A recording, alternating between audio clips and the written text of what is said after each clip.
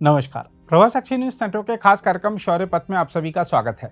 भारतीय सेना की कमान अब ऐसे सैन्य अधिकारी के हाथों में आ गई है जो केवल युद्धक अनुभव ही नहीं बल्कि बदलते युद्ध क्षेत्र की नई चुनौतियों को समझने वाली आधुनिक सोच भी रखते हैं।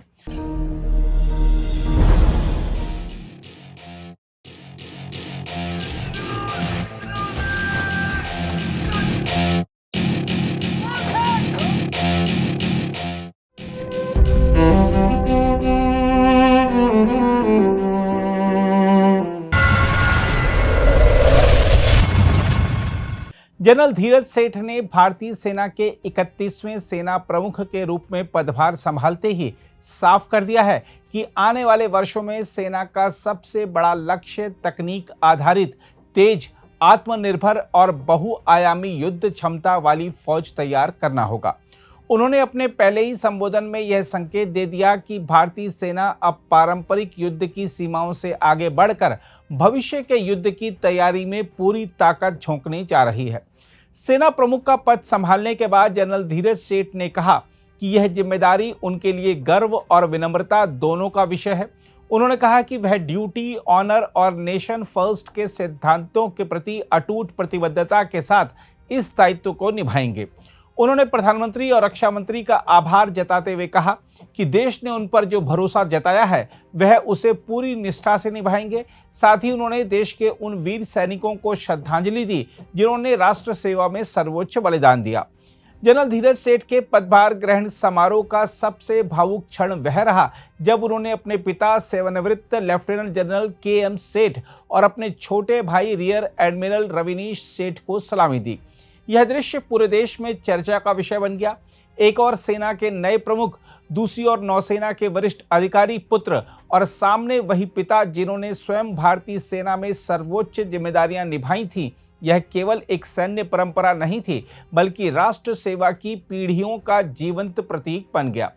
हम आपको बता दें कि जनरल धीरज सेठ ने ऐसे समय सेना की कमान संभाली है जब भारतीय सेना बड़े बदलावों के दौर से गुजर रही है।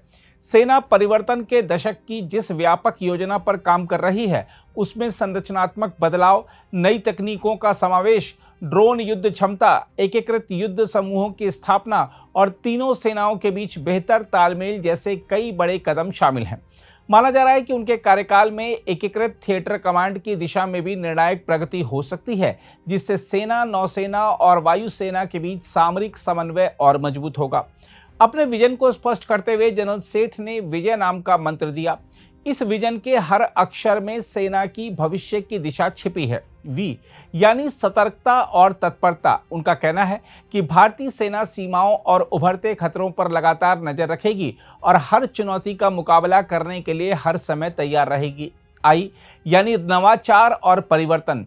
जनरल सेठ ने साफ कहा कि भविष्य का युद्ध केवल सैनिकों की संख्या से नहीं बल्कि तकनीक, सूचना और तेज निर्णय क्षमता से जीता जाएगा। इसलिए सेना में नई सोच, एआई आधारित प्रणालियां, ड्रोन निगरानी तकनीक और आधुनिक हथियारों का समावेश तेजी से किया जाएगा। उन्होंने कहा कि नवाचार सेना की मानसिकता, कार्यशैली और क्षमता निर्माण का स्थायी हिस्सा बनेगा। जे यानी संयुक्तता और एकीकरण।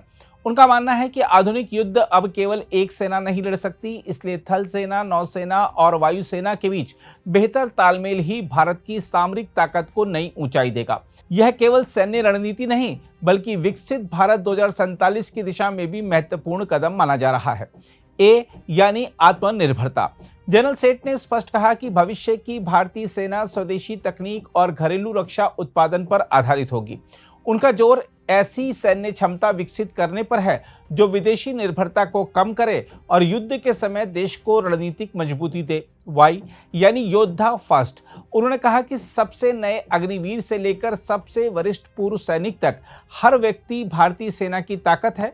सैनिकों का मनोबल, कल्याण और सम्मान उनकी सर्वोच्च प्राथमिकता रहेगा। हम आपको यह बता दें कि जनरल धीरज सेठ का सैन्य करियर भी बेहद मजबूत और व्यापक अनुभव से भरा हुआ है। वह वर्ष 1986 में आर्मर्ड कोर की प्रसिद्ध दूसरी लांसर्स रेजिमेंट में कमीशन हुए थे।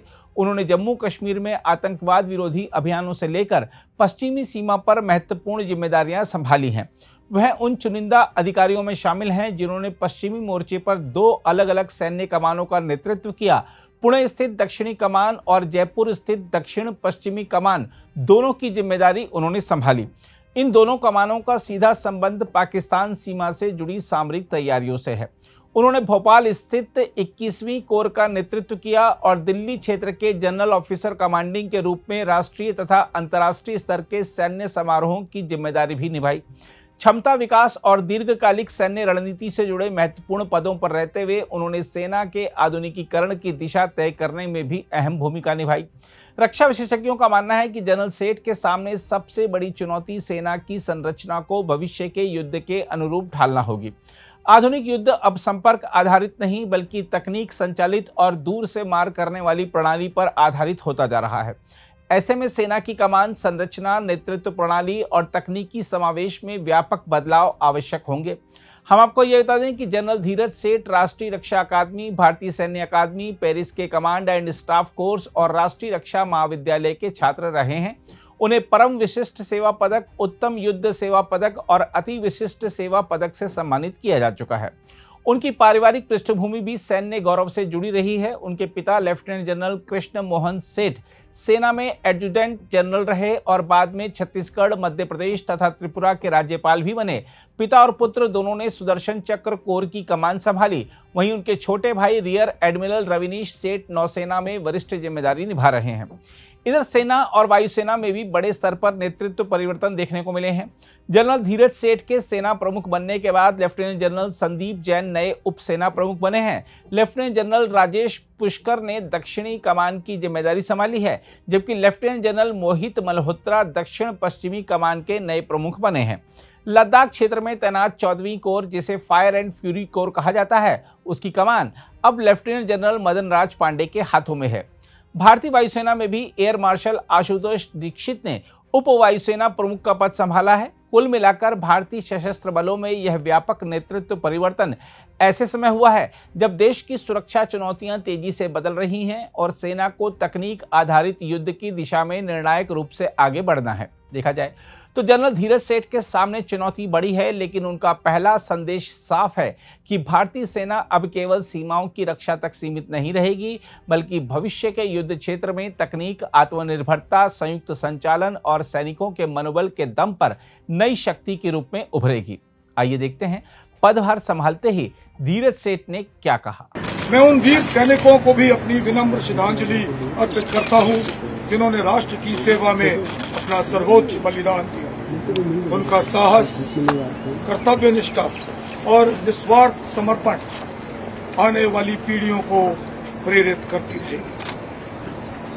भारतीय सेना, जैसे कि आप सब वाकिफ हैं, एक कॉम्बैट रेडी और बैटल हार्डन्ड फोर्स है और युद्ध क्षेत्र की हर चुनौती का सामना करने के लिए सदैव तैयार और सक्षम है। इस बदलते सिक्योरिटी एनवायरनमेंट की चुनौतियों का सामना करने के लिए हमें सेना के मॉडर्नाइजेशन यानी कि आधुनिकीकरण को नए उत्साह और दृढ़ संकल्प के साथ आगे बढ़ाना होगा। हमारा उद्देश्य एक ऐसी technology enabled future ready army का निर्माण करना है जो हर तरीके से सशक्त हो और मल्टी डोमेन में ऑपरेट करने के लिए सक्षम हो। इन सभी उद्देश्यों को मद्देनजर रखते हुए और माननीय रक्षा मंत्री द्वारा डेकेड ऑफ ट्रांसफॉर्मेशन के अंतर्गत दिए गए मार्गदर्शन से प्रेरणा लेते हुए मैंने अपने फोकस एरियाज निर्धारित किए। I have put them together in an acronym called विजय। विजय का प्रत्येक लेटर व अक्षर मेरी प्राथमिकताओं को दर्शाता है और इनका मैं संक्षेप में विवरण करूंगा। सबसे पहला letter V for vigilance and readiness, अर्थात सतर्कता व तैयारी। हम अपनी सीमाओं और उभरते खतरों के प्रति निरंतर सतर्कता बरकरार रखेंगे और राष्ट्र सुरक्षा के समक्ष किसी भी चुनौती का प्रभावी ढंग से सामना करने के लिए उच्च स्तर की ऑपरेशनल रेडीनेस बनाए रखेंगे। I for innovation and transformation, यानी कि नवाचार तथा परिवर्तन। My focus will be to innovate both in doctrine and technological solutions. नवाचार हमारी सोच, कार्य प्रणाली और क्षमता विकास का अभिन्न अंग होगा। इसके अतिरिक्त बदलते युद्ध क्षेत्र के अनुसार जरूरी ट्रांसफॉर्मेशन को भी अंजाम दिया जाएगा। J for jointness and integration, यानी कि संयुक्ता और एकीकरण। भारतीय सेना की ऑपरेशनल इफेक्टिवनेस को बढ़ाने के लिए हम वायु सेना और नौसेना के साथ सिनर्जी यानी पूर्ण रूप से तालमेल व समन्वय बनाए रखेंगे। मुझे इस बात का पूरा एहसास है कि राष्ट्रीय सुरक्षा केवल सैन्य शक्ति तक ही सीमित नहीं है, बल्कि मिलिट्री सिविल फ्यूजन और होल ऑफ नेशन अप्रोच के तहत सभी संगठित प्रयास का विषय है। यह इंटीग्रेटेड अप्रोच हमें नेशन बिल्डिंग में भी सहभागी बनाएगा और विकसित भारत 2047 के लक्ष्य की ओर अग्रसर करेगा। ए फॉर आत्मनिर्भरता, स्वदेशी क्षमताओं तथा देश में विकसित टेक्नोलॉजीज की मदद से हम एक सेल्फ रिलायंट सेना बनाएंगे। The overall aim will be to win our wars with indigenous solutions. स्वदेशी समाधानों से युद्ध में विजय। और आखिर में वाई फॉर योद्धा फर्स्ट। मेरी परिभाषा में एक अग्निवीर से लेकर सबसे वरिष्ठ वेटरन तक सब योद्धा है, और ये योद्धा हमारी सेना की सबसे बड़ी ताकत है। हमारे सैनिकों का टेक्नोलॉजिकल थ्रेशोल्ड और ट्रेनिंग के स्तर को और मजबूत करना मेरी मुख्य प्राथमिकता होगी।